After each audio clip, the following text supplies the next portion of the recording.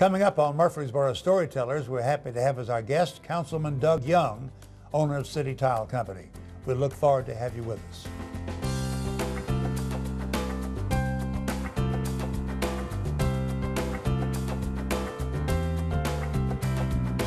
Welcome to Murfreesboro Storytellers, a continuation of the series begun during the bicentennial celebration of the city of Murfreesboro. This month our guest is Doug Young, small business owner of City Tile, and member of the Murfreesboro City Council. Welcome, Councilman. Well, thank you, John. I'm glad to be here. Maybe we can tell some stories. How's the business climate for City Tile and a company like yours in Murfreesboro? Well, we have struggled like a lot of small businesses in Murfreesboro, but things are getting better. There's some activity in the builder market. There's some pent-up demand that's taking place. People have said, you know, I'm ready to do something. I've sat on the sidelines for a while, so I'm optimistic. Business is up, and we're hustling real hard to make things happen. Small business is an integral part of this community, the Rutherford County Chamber of Commerce in particular, the backbone of the community, if you will.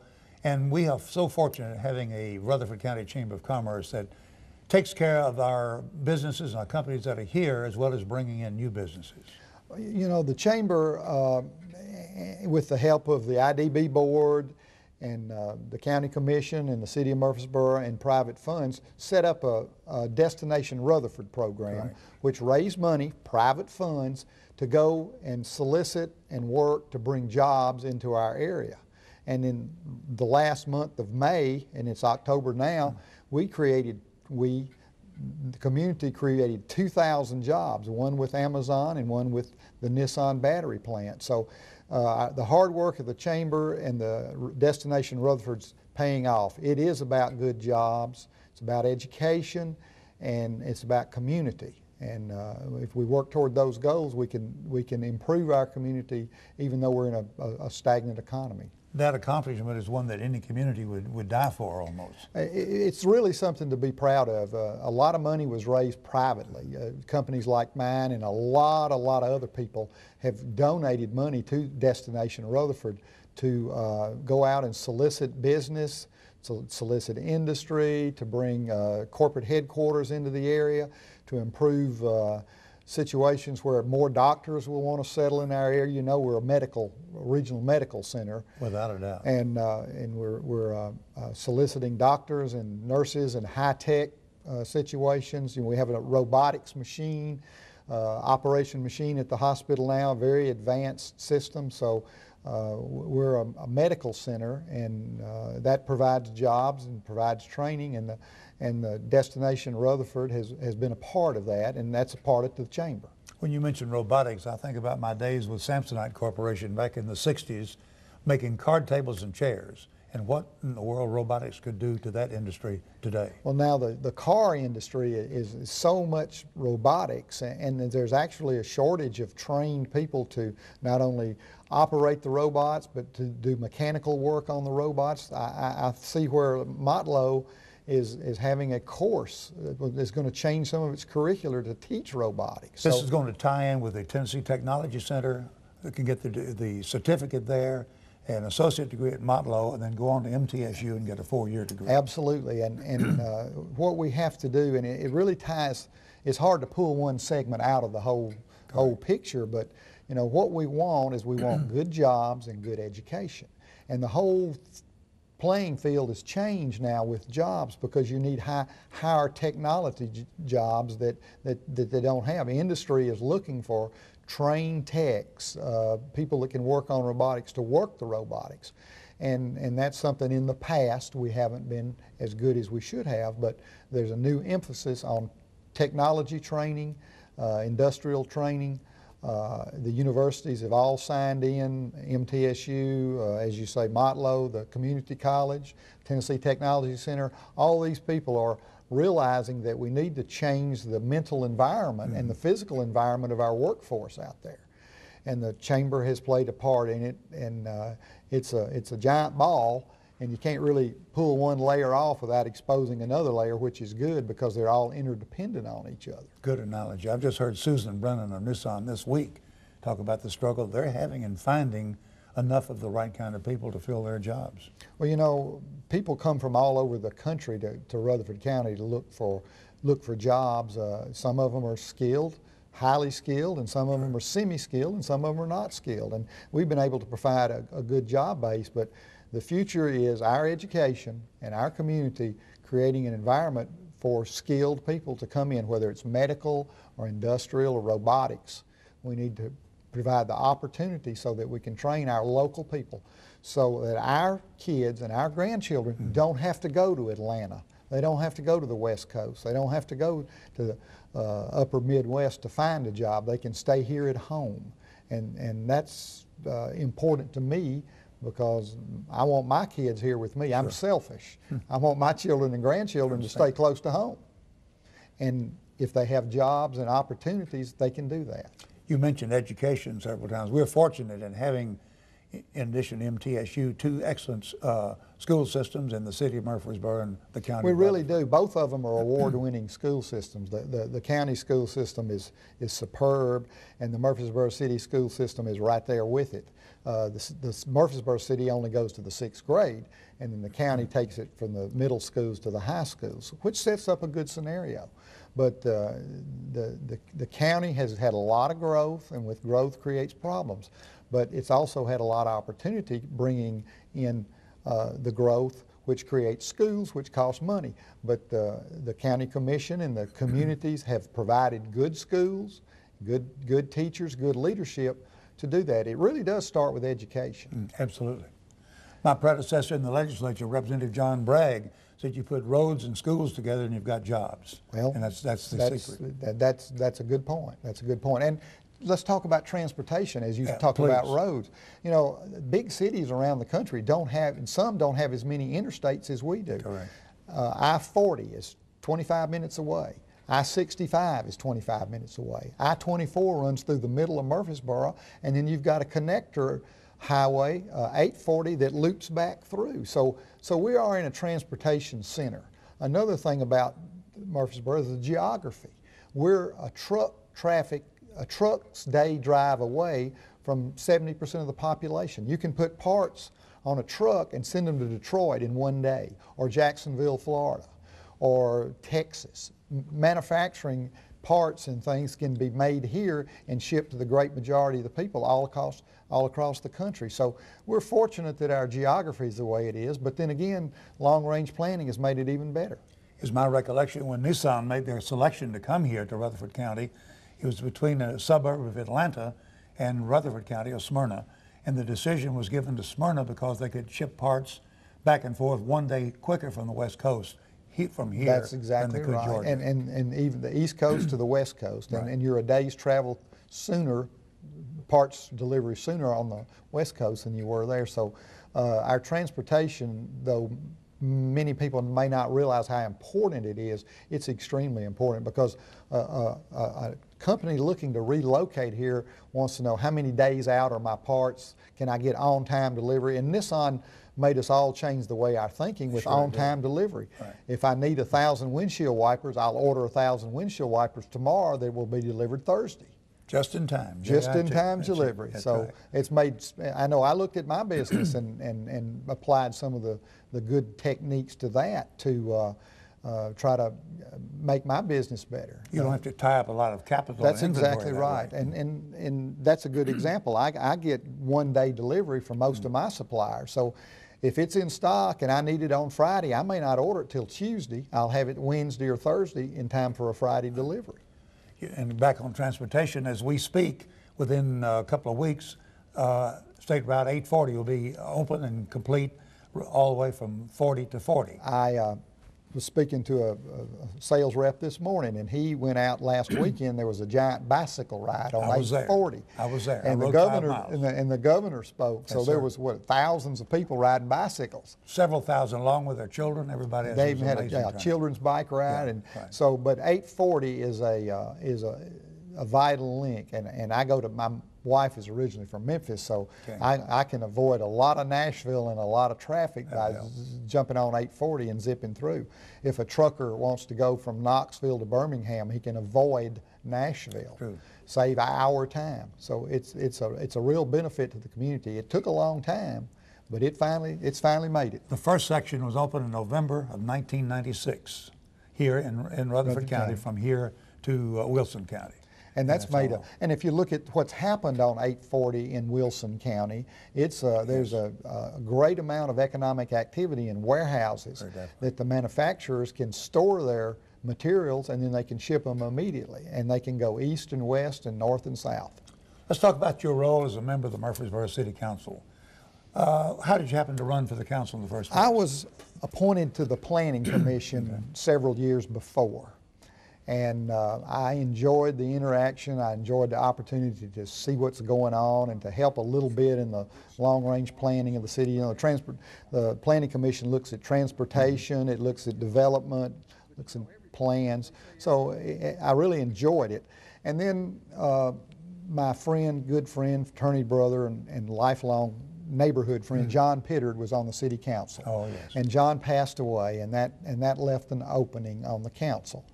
And the council did not appoint a successor because the election was only about a year and a half away. So I kind of jumped in and said, I'm going to run. And I think there was a big class running at the time, but I was fortunate enough to win a seat in 2002. So as we speak, you've been on the council 10 years. Yes, sir. In 10 your years. midterm right Midterm now. Right. So I'll be up for a re-election in 14. Is it what you thought it would be? Yes and no. Yes, I knew it's very time consuming. It's much more time consuming than a lot of people might Most people don't realize. realize that. You know, I'm on 3 committees, and as the rest of my city council members, and we represent those committees. So they have committee meetings, and then we have called meetings. We're having a work session Monday night. We meet every Thursday, but we don't necessarily meet every Thursday. But we probably meet 3 weeks a month, and then committee meetings. Planning Commission meets twice a month. It used to meet 3 times a month. So it can be time consuming, and plus I got a big packet to read, so I'm reading pretty much something every night. I'm sure of that. But one of the things that's made it easier, and the council's gone to iPads. Oh, wonderful. And the city and the Planning Commission have gone to iPads, so I don't have to lug around this huge box of books, and we're saving a lot of trees. The agenda on the city council in all of its amendments last week was 400 pages. My word. So we've reduced that to an iPad, which saves a lot of time, a lot of money, and it's much more efficient. Well, it's a wonderful pursuit, and I commend you for devoting the time each week, each day, each month, I guess, to the city council. What are the biggest challenges of the city council right now? You know, always growth and money, especially in the last 3 or 4 years with the time of the downed economy. We've had to really search out every penny and examine it and turn it inside out and top to bottom of spending. We've delayed projects, we've put off projects. But we're beginning to come back out of this now. Our sales tax is up, and new properties are coming on the rolls that produce property tax. So we're beginning to come out of our sluggish economy. It's still going to take a while, but the challenges of providing the services that the city council does, and that's really what the city government does, is we provide services for the community. Some people don't realize it as much as others. You know, we provide garbage and pickup and fire and police and first responders, and we have such a good parks and recreation community. And as Dennis Rainier, the late Dennis Rainier used to say, Murfreesboro is a park. The city is a park. The city is inside my park. Okay. I'll get it right in a minute, but we do have great parks and recreation, and the Greenway is a great addition. But the challenges have been to manage growth and manage the physical aspect of the city, and I think we've done a good job. We're we're not in huge debt. We meet all our criteria of where we are. We borrow money right. We're looking at a bond issue now that we're going to borrow money at 2.17, Oh, my word. which is unheard of. We got in and locked that rate in earlier before it's gone up a whole lot in the last month. What is that bond issue for? Well, it's of a things? lot of things. There's about 20 different items on it. Most of it's roads. Okay. We're going to have to build a school on the west side. We want to build a park on the west side. There's some water and sewer projects. Now, they create some of their own monies, but there's a lot of things that we need to do, and some of it's projects unfinished. People don't realize you just don't go build a road in 1 month or 1 year. It's done in sections and segments. So we may build a road so far, and then the next one we'll build it a little further and a little further down the line. So we're borrowing some money at a very good rate. We pay off our debt very well. We're physically conservative. We watch every penny. What is the city budget now? $100 million. $100 $100 million. $100 million. So we've been I think we've been frugal with our spending, and you never want to be not frugal, but especially in the last 4 or 5 years when the whole economy of the nation is sort of tanked. You mentioned building another school. That means we continue to grow, people continue to move into our community. Well, you know, the community, Rutherford County and Murfreesboro, has a lot to offer people outside the mid-state area. We have a good job base. We have a great work ethic. Our citizens have a good work ethic, and they work hard for their dollars, and they put their heart and soul in it. You know, we're the volunteer state. We volunteer to help. We volunteer to do things, and it spills over into our work ethic. And the nation realizes that. So a lot of things that they want to come here. We talked about transportation. That's a big favor. We talk about education. That draws people in. Had a guy telling me the other day he would live anywhere in the country, and he wanted a community. He wanted to have an identity in a community, and that's Murfreesboro. We're not a subdivision of Nashville or a appendage of Nashville. We have our own identity. We have our own historical sites and tourism and all those things that, and especially history. And we have and that draws people here, and it gives a sense of community. A community is a we and not me. So, and we have that, and that draws people in. Then you look at the educational aspect.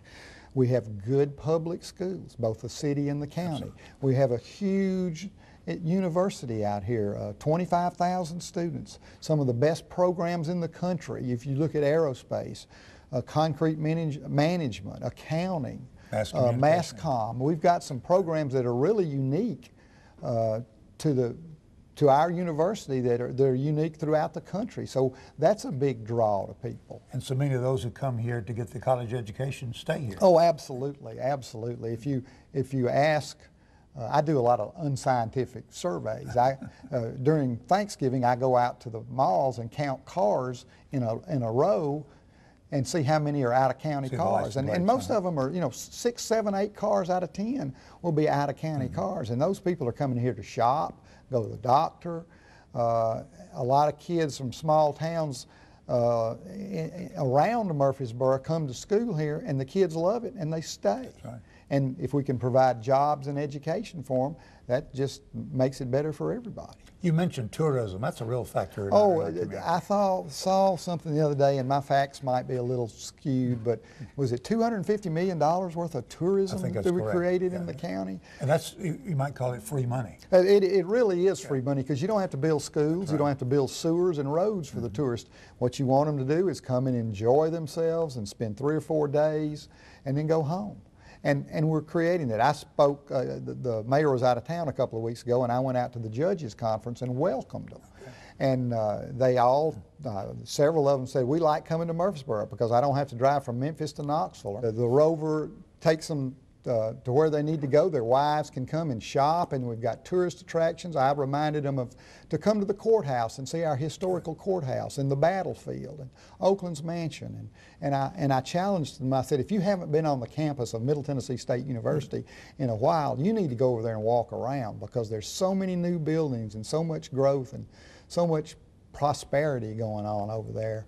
And a lot of the judges went to school out here many years ago, but they hadn't come back on campus. So we do have a lot to offer, and tourism is free dollars, and it's easy dollars, and we promote it through our shopping and our historical sites and our festivals. You know, Uncle Dave Macon is one of the best in the Southeast. It really is. We just had the marathon this last weekend, had 2,500, the middle half, 2,500 runners, and it sold out in less than an hour. Yeah, tremendous. So there's a lot of positive things going on in tourism in Rutherford County and Murfreesboro. You mentioned Rover. Tell us more about Rover. That's been a great addition. Rover is a bus system, and we had a contest to name it, and they came up with Rover, and there's a big floppy-eared dog on the side of the bus, and they're painted a bright green. But it's a bus system that the city runs, and it has about 8 routes, and it runs every either half hour or an hour, and we're running about 800 to 900 people a day on it. So that's a lot of people.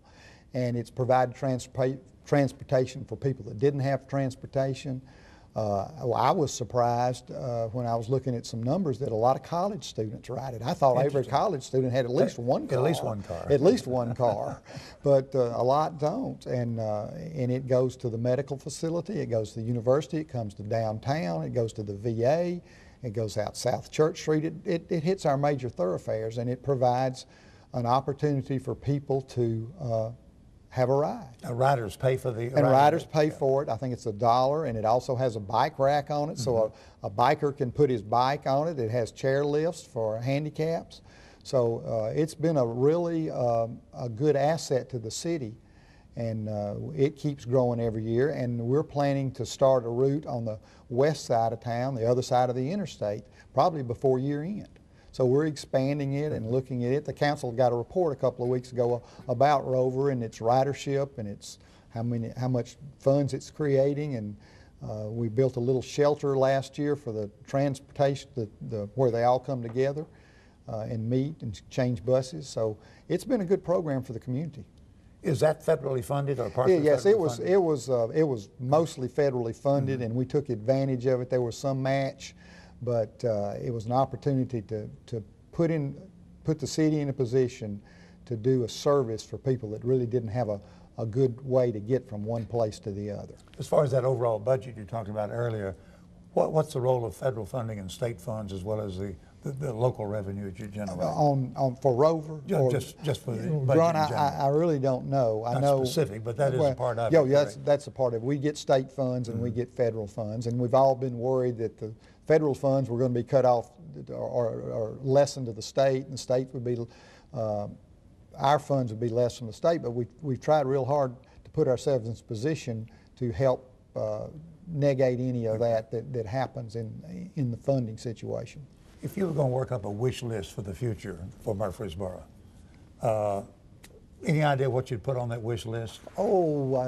Yeah, there's a lot of stuff already on there, and one of the good things about the council and the county is we have, much to some people's chagrin, done a lot of long-range planning. Yeah, that's just wonderful. And people don't realize that, but you know, we've got a road that runs from 840 called Veterans Parkway that's going to come all the way back around to 24, and it's only 2 sections that are not complete now. But my wish list for Rutherford County would be to continue and to improve our good education system, to create an environment for young people to find good paying jobs locally, so they don't have to leave and go to Atlanta or Louisville or the West Coast, and work on our tourist industry and let that continue, and then take pride in our community, because we've got a lot to be proud of here in our community.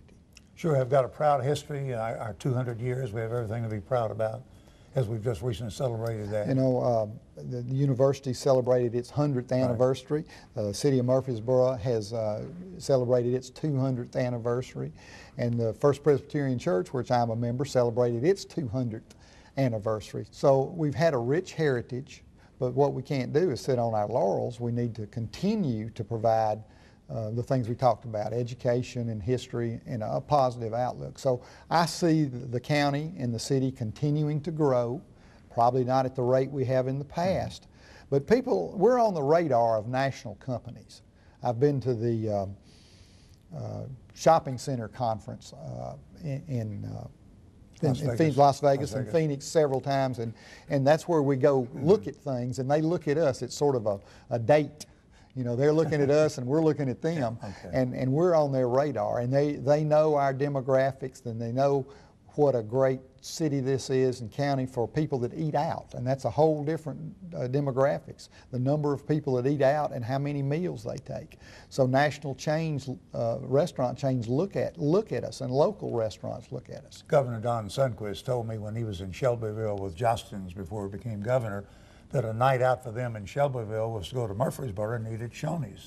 And I think how far we have come in those years with places to eat out. Well, a lot of times in the past, and you know this as well as I do, sir, that the people in Murfreesboro would go to Nashville to eat. And now we've got such a wide variety of everything. And it's a good, clean economy. It's a good, clean community. We've got a lot of things going for us. You mentioned about the sales tax revenue continuing to be good, and you mentioned about the shopping center and the retail economy. The Avenue and Medical Center Parkway have been a great addition to this community. And we had a struggle with that early on. We put it off for 2 years because the timing wasn't right, but now, and the city went out on a limb, so to speak, and bought some property to get that going, and that's part of the property is where the hospital is now, and we still have acreage to sell to a future industry, call center, corporate headquarters. So there's still things out there, but the avenues, a lot of people come. We're a destination shopping center, and all that's been put into effect in the last 5 years, 6 years. And it's been a great boost to our economy. I understand too, when a company is relocating now, they're ready to come right now. And we're in the position now of having those sites that we once didn't have ready for them when they want to We come. have sewer, we have water, we have cable ready for the industry. They don't have to wait 5 years to build a building. They can start in 90 days if they can move that fast. We can probably move that fast. But we have some really good sites. And not only in the city of Murfreesboro, in the county also. Well, Councilman Doug Young, it's been a pleasure to visit with you as a small business owner and a member of the City Council. As we wrap up with about a half a minute left, anything that you think of that we didn't cover here today? No, I just want to say that it's been a privilege and an honor to serve the citizens of Murfreesboro. Sometimes we make decisions they don't all agree with. I've had some really interesting emails in the last year or two, and I always will. But you know, you want people to express their opinions, and we're all open to that. And I commend you for your service. Well, thank you, sir. Well, Councilman Doug Young, thank you very much for being our guest on this edition of Murfreesboro Storytellers. Councilman Doug Young, owner of City Tile Company, has been our guest for this month on Murfreesboro Storytellers.